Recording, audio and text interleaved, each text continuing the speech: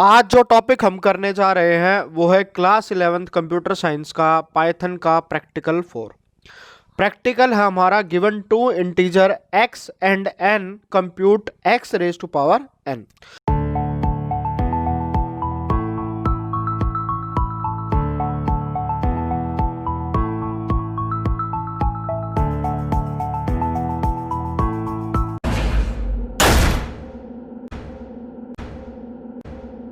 Hello everyone, मैं हूं सुमित कुमार नागर और कंप्यूटर गुरु हम में आपका स्वागत है। आज जो टॉपिक हम करने जा रहे हैं वो है क्लास 11th कंप्यूटर साइंस का पाइथन का प्रैक्टिकल 4।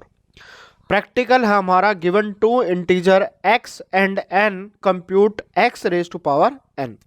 तो ये वाला हमारा प्रैक्टिकल है। इससे पिछली वाली क्लास जब मैंने ली थी मैंने आपको बताया था अगर आपके पास कोई भी ऐसी प्रॉब्लम आती है तो उसका अगर हम प्रोग्राम बनाने जा रहे हैं तो हमें किन किन चीज़ों का ध्यान रखना चाहिए। तो डायरेक्ट प्रोग्राम बनाने से पहले हमें क्या करना है, उसका फ्रेमवर्क तैयार करते हैं। तो फ्रेमवर्क तैयार किस तरीके से किया जाता है कि सबसे पहले हम चीज़ों को लिस्ट डाउन कर लेते हैं। इसको एल्गोरिदम भी बोल सकते हैं या ये भी कर सकते हैं कि हमें सूडो कोड बनाना चाहिए। तो सूडो कोड बनाने के लिए भी क्या काम करना चाहिए वो सारी चीज़ें हम यहाँ पर करेंगे।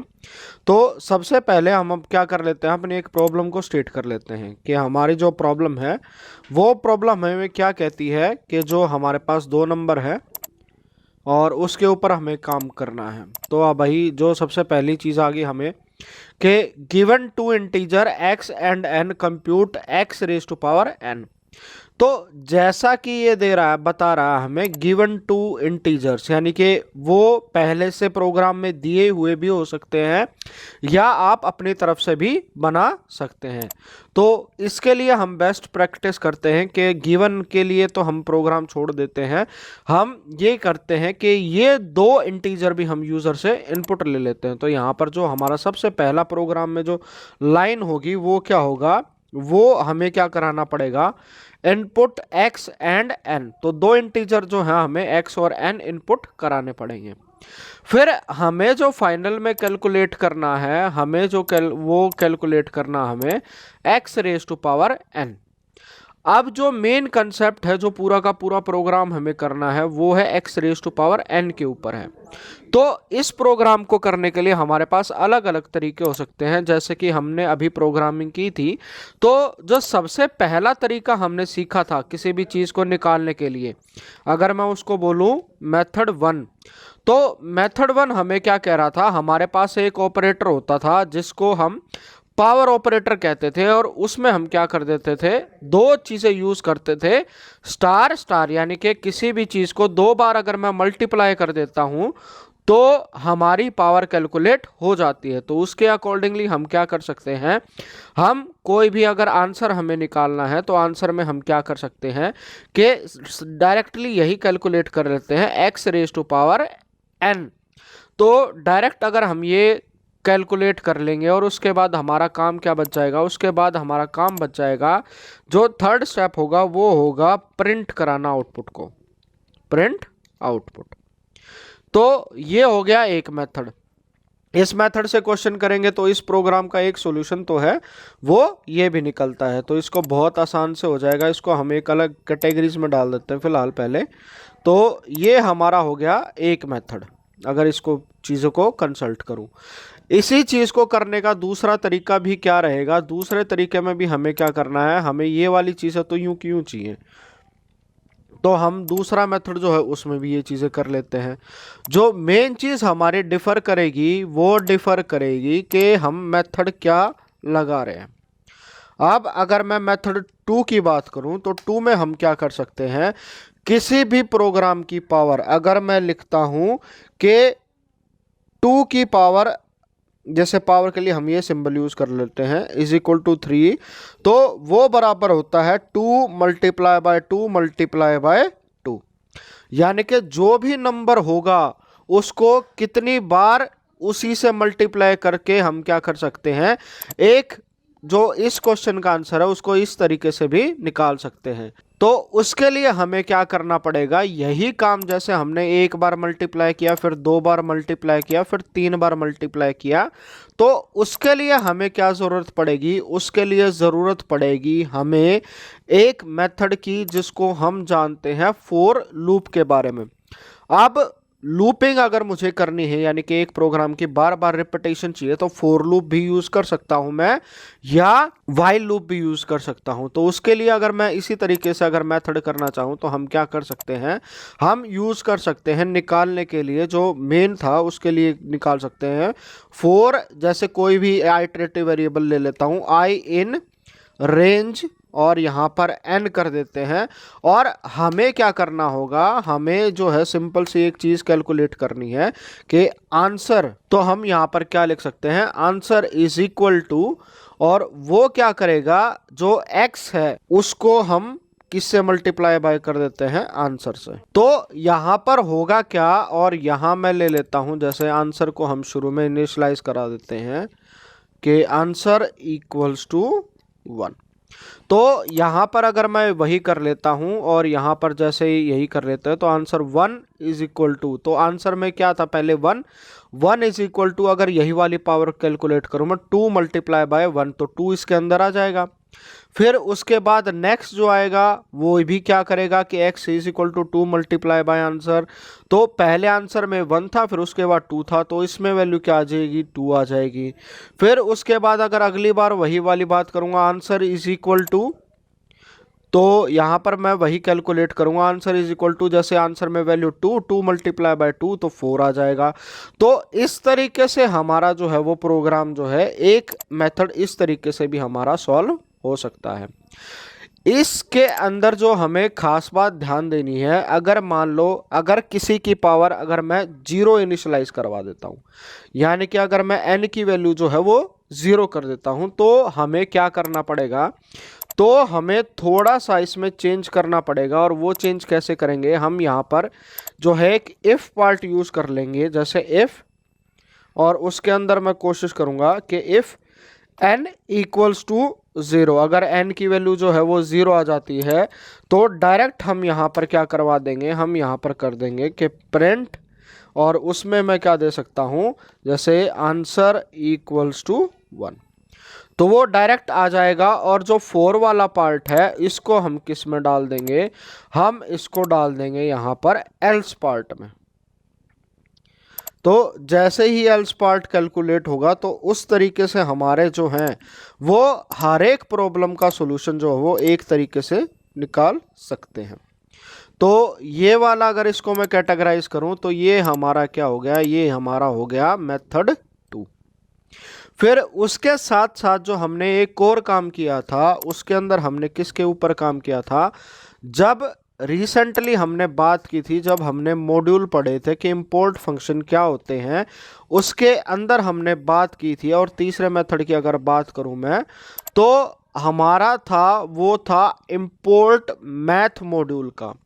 तो उसके अंदर हम क्या कर सकते हैं, जैसे इनपुट कराने से पहले हम क्या करवा देंगे, हम यहाँ पर करा देते हैं कि जो इंपोर्ट मैथ, तो जैसे ही हम मैथ मॉड्यूल जो है इसके अंदर इनपुट करा लेंगे, फिर हमें x और n की वैल्यू निकालनी है, तो डायरेक्ट अब मैं क्या कर सकता हूं, आंसर के अंदर यही चीज़ें डायरेक्ट कैलकुलेट कर सकता हूं कि आंसर क्या होगा, वो होगा मैथ डॉट पावर, और उसके अंदर जो है एक वेरिएबल चला जाएगा x और दूसरा वेरिएबल चला जाएगा n। तो इस तरीके से डायरेक्ट जो है हमारा आंसर आ जाएगा। और लास्ट में हम फाइनल स्टेप में क्या करेंगे, इसी चीज़ को क्या करेंगे, प्रिंट करा देंगे आंसर के ऊपर। तो इस तरीके से हम क्या कर सकते हैं, जो सेम प्रॉब्लम है, सेम प्रॉब्लम को सॉल्व करने के हमारे पास 3 मेथड हैं। तो पहले या तो मैं उसके लिए जो एक्सपोनेंट ऑपरेटर है वो यूज़ कर लूँ, या उसी को उतनी बार मल्टीप्लाई कर दूँ, और या मैथ मॉड्यूल का यूज़ कर सकूं। तो कोई भी एक प्रॉब्लम होती है कंप्यूटर के अंदर, कभी भी ऐसा चीज़ें नहीं होती हैं कि इन चीज़ों का सिर्फ एक ही सॉल्यूशन होगा। जैसा हम काम करते हैं उसके कॉरस्पॉन्डिंग हम अलग अलग तरह के जो सॉल्यूशन है वो बना सकते हैं। तो इन तीनों के लिए मैंने प्रोग्राम जो है वो पहले ही बना के रखे हुए हैं। उसके लिए हमें क्या यूज़ करना पड़ेगा, उसके लिए हमें अपना आईडीएलई ओपन करना पड़ेगा, और मैं यहाँ से अपना आईडीएलई ओपन कर लेता हूँ। और उसके बाद जैसे ही जो मैंने आपको मेथड बताए थे वो सारे प्रोग्राम जो है मैं आपको दिखा देता हूँ कि वो सारे प्रोग्राम किस तरीके से होंगे। तो यहाँ पर जो था, हमें इससे पिछली क्लास में भी हमने पढ़ा था कि जो हमारा प्रोग्राम होता है उसकी रीडेबिलिटी जो है वो काफ़ी बड़ी होनी चाहिए, ताकि जो भी कोई भी प्रोग्राम करे उसको ये चीज़ें समझ में आ जाएं। तो सबसे पहले हम क्या करते हैं, कमेंट ऐड कर देते हैं कि given two integer x and n compute करेंगे x raise to power n. और वही चीज़ अगर प्रोग्राम अगर कोई भी यूज़र एग्जीक्यूट करे तो उसके पास इंफॉर्मेशन पहुँच जाए कि करने वाला क्या है। तो यहाँ पर जो है हमने क्या किया है, प्रिंट करवा दी इंफॉर्मेशन यूज़र के लिए। प्रिंट कराने के लिए डायरेक्ट प्रिंट है, और बीच में हमें क्या करना है, फंक्शन के ऊपर जो भी statement as it is print करानी है वो डबल कोट्स के अंदर हम दे सकते हैं। फिर हमें जो है एक्स चाहिए वो क्या होगा, इंटीजर टाइप का होगा। तो इनपुट कराई हमने एक वैल्यू, और फिर उसको क्या कर दिया, स्ट्रिंग वो इनपुट हो गया, और उससे फिर हमने क्या कर लिया है, इंटीजर वैल्यू निकाल ली। इसी तरीके से जो दूसरी वैल्यू जब हमने एन की वैल्यू इनपुट कराई और वहाँ से भी हमने वैल्यू निकाल दी, तो जेड यहाँ पर जो है हमारा फाइनल आउटपुट ले रहा है। तो इस चीज़ को हम क्या कर सकते हैं, एक अच्छे तरीके से और फॉर्मेट कर देते हैं, और इसके अंदर मैं बोल देता हूँ कि यहाँ पर कि x जो हमने लिया था कि हम यहाँ पर लिख देते हैं the answer is better represent करने के लिए द आंसर ऑफ, फिर यहाँ पर हम दे देते हैं उसको कॉमा डाल के x, फिर उसके बाद हमें शो करना है पावर का सिंबल। तो यहाँ पर पावर का सिंबल यूज़ कर लिया है। फिर यहाँ पर हम क्या कर देते हैं, n दे देते हैं, और फिर जो है उसको इस करके ऐसे दिखा देते हैं। तो इससे जो होगा हमारे प्रोग्राम की रीडेबिलिटी जो है वो काफ़ी बढ़ जाएगी, यूज़र को पता चल जाएगा। इसको अगर मैं डायरेक्ट ही रन करूँगा तो यहाँ पर देखिए गिवन नंबर 2 और मैं कर देता हूँ इसकी पावर 5, तो आंसर क्या हो गया, the answer of 2 raise to power 5 is 32। तो इसने जो हमें ये साफ साफ आंसर निकाल दिया है। फिर इसके ऊपर जो हम एक एक्सेप्शनल केस होता है कि किसी की भी पावर अगर 0 होती है तो आंसर 1 आना चाहिए, तो वो 1 भी यहाँ पर आ रहा है। तो ये जो है इसको आप चाहे तो जितनी भी तरह की आउटपुट चाहें उसके ऊपर आप टेस्ट कर सकते हैं, कि जैसे मैं 2 रेज टू पावर 10 कर देता हूँ, 1 रेज टू जो आ रहा है वो 1024 आंसर आ रहा है। तो ये था मेथड 1 के थ्रू जिस तरीके से आप इस प्रोग्राम को जो है इम्प्लीमेंट कर सकते हैं।